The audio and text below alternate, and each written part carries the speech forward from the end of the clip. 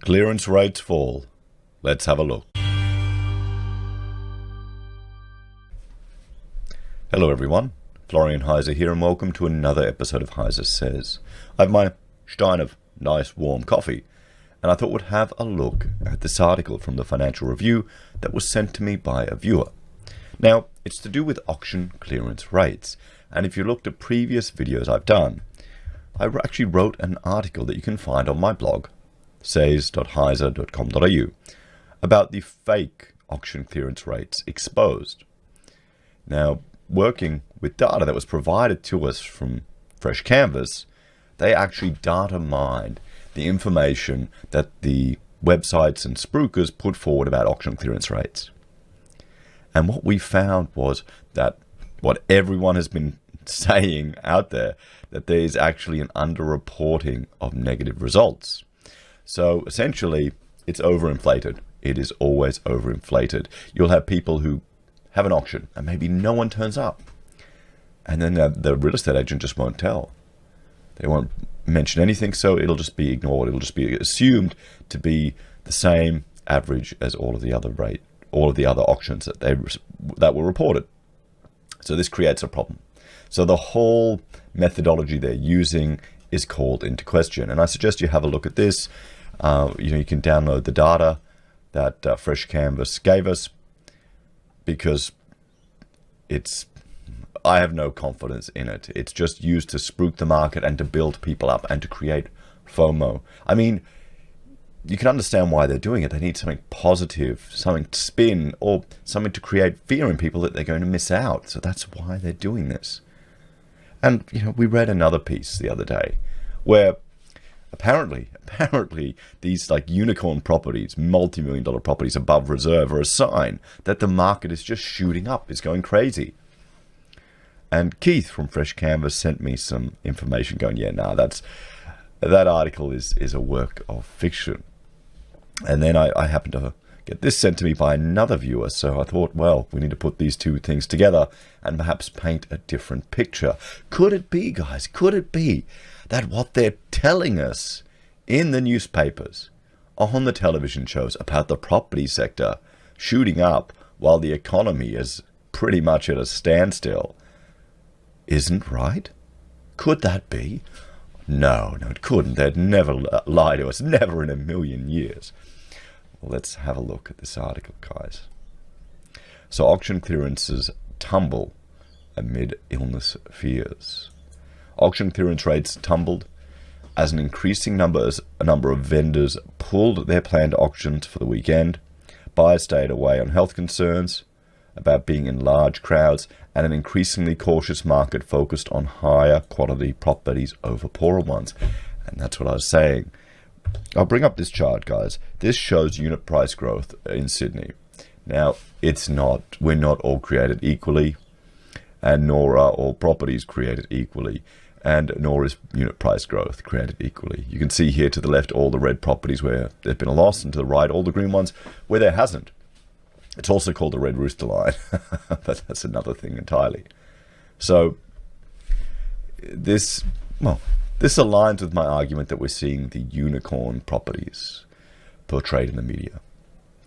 The preliminary clearance rate fell to 61.3% in the week to Saturday and is likely to fall below 60%, a low it hasn't touched since June last year, with data provided by CoreLogic. Now remember this, guys. Look what they're saying here, 60%. Because if you haven't, read through this article, everyone, because I would argue that it's definitely touched 60% back when I wrote this. Just think, if they're actually publicly saying it's 60%, what would it actually be? What about the underreporting? You've got to remember that. Because real estate agents, they're gregarious, outgoing people. If they succeed, it's bloody hard to get them not to tell you, isn't it? I've got real estate agents that are friends. They'll admit to it. At least I hope they would. As many as 8% of the 2,539 home auctions scheduled were withdrawn, up from the year-to-date 5% average withdrawal rate. Withdrawals are counted as non-sales in clearance rate calculations, and this week's figures, down significantly on last week's preliminary number of 70.6%, which was later revised down to 65.3%, show a market undergoing a sharp correction. And this is the thing. Withdrawals that are provided to them if they don't receive any data about the auction. There you go. It matches growing concerns about the illness that in a matter of weeks has left the country staring at a recession as countermeasures bring parts of the economy to a halt. The rate of withdrawals has increased, CoreLogic commentator Kevin Brogan said on Sunday. I suspect you'll see that rate increase, but you'll also see fewer listings as well. True. I mean, the people that are going to list now have to. In the previous article we read, where they were talking about the unicorn properties, beautiful apartments with nice views. Someone put a bid in at 600, like a quarter of the price. Could that be a sign of where things are heading, where people get desperate, guys? I'm hearing rumors that some brokers and bankers are preparing their staff agents are also preparing their staff to discuss the potential for significant reduced valuations on housing. Could this be the 50% that we're seeing? And it appears that real estate is a lagging indicator. It's a slow mover compared to other things. We'll have to see, everyone. So Sydney's preliminary clearance rate fell to 64.4% from the previous week's final rate of 68.1%. Melbourne's slid to 62.7% from 65.6%. And that's pretty much, Sydney and Melbourne are pretty much our real estate market. Auctions aren't as prevalent in other parts of the country, guys. Not in Brisbane, not in other parts. The two largest cities accounted for 88% of the 2,539 scheduled auctions for the week, but clearance rates were also lower in the smaller auction markets. Brisbane fell to 34.9% from the previous week's final rate of 49.4%. Wow. There you go, Brisbane. Adelaide slipped to 54.5% from 62.6%, and Canberra to 65.1% from 65.4%. While many vendors have committed to marketing campaigns that started weeks ago, have pushed on with their scheduled home sales, a growing number are withdrawing their properties from the sale process or not putting it up altogether. Some vendors needing to sell have likely accepted lower prices than they would have a few weeks ago because of the very uncertain outlook, Domain Group economist Trent Wiltshire said. Well, there you go. There you go. What's going to happen, guys? Is this the beginning? Is this the first step? Did everyone see the queues in front of Centrelink? The market is likely to slow further in coming weeks due to the looming economic slowdown and also because of the social distancing rules now in place. Some agencies are more bullish. Why? Why would you be bullish? Dan White, Managing Director of Ray White Group, the country's largest grouping, which does not provide auction data to CoreLogic, said auction withdrawals in his network fell to 11.6% over the weekend to Sunday from 15.1% a week earlier. Well, is that because people are pulling out? Vendors are coming to the market and buyers are still there based on what we're seeing right now. At the same time, buyers sensing that the pool of properties may dry up are competing even harder, creating frenzied competition for some houses. Yes. Okay, 2 paragraphs before we're reading about sellers taking lower prices than they would.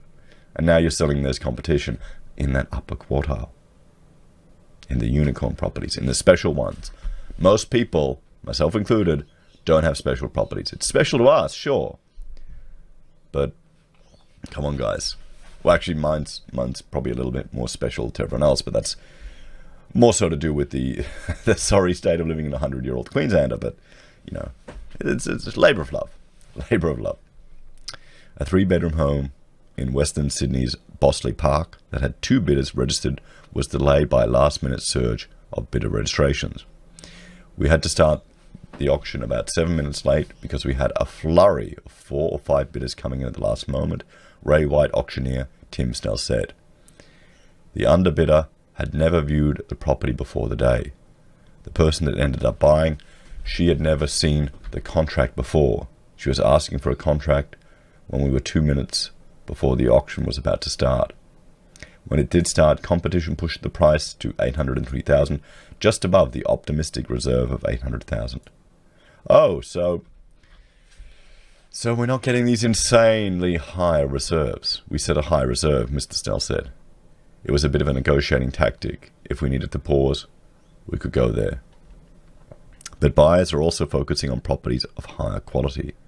In Adelaide's inner southern suburb of Parkside, a 4-bedroom sandstone home on an 889 square metre block attracted spirited bidding among 8 registered bidders, which pushed the price to $1.5 million, well above the price guide of $1.4.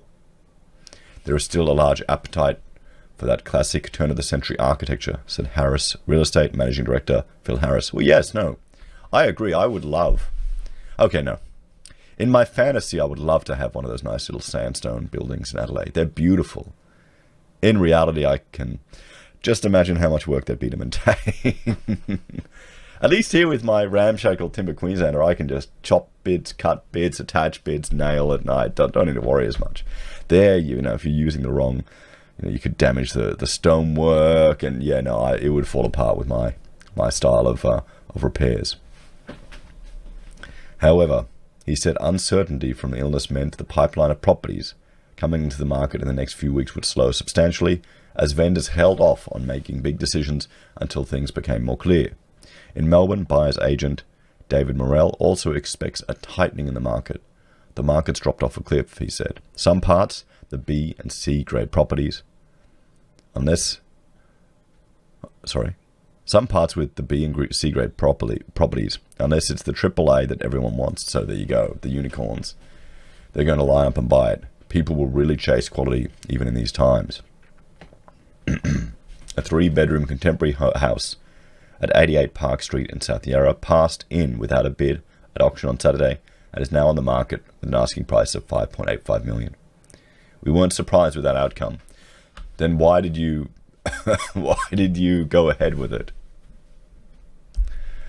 They remain open to negotiation with potential buyers. A few buyers were tentative about their concerns on the property. It's not so much the illness, it's more property specific in this instance. Parking is the main issue. How convenient. Well, there you have it, guys. Let's have a look at this data that was sent to me from Keith at Fresh Canvas. Thank you very much, Keith, for sending this. You can see here just the decline in auction clearance rates there from the 6th to the 13th. Look at the eastern suburbs of Sydney. Look at that. The city getting to the south. What do you think, guys? Do you think it's just a coincidence? So there you go. There you go. Thank you all for watching. And for those of you that can tell, my voice is a little hoarse at the moment. Don't worry. It's just the flu. I don't have any of the other symptoms, but it's a doozy. So if I do get a bit tired talking, I've got some Heise classics that I have prepared just in case I can't give you daily content, so they might appear. Or if I'm at the hospital with our delivery, we now have 3 weeks' time until Rachel has got a tentative induction date. So we'll have to see how that all goes. Wish us luck, guys. Wish us luck. What a perfect time to have to go to hospital of all things. Anyway, thank you all for watching. Please like, share, and subscribe to the channel. If you're a fan and you want to help us produce more content, there are a few ways you can. You can support the channel by joining us on YouTube or on Patreon.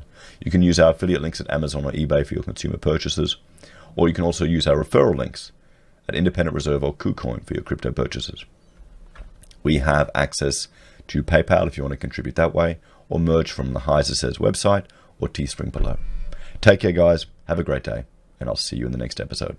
Bye for now.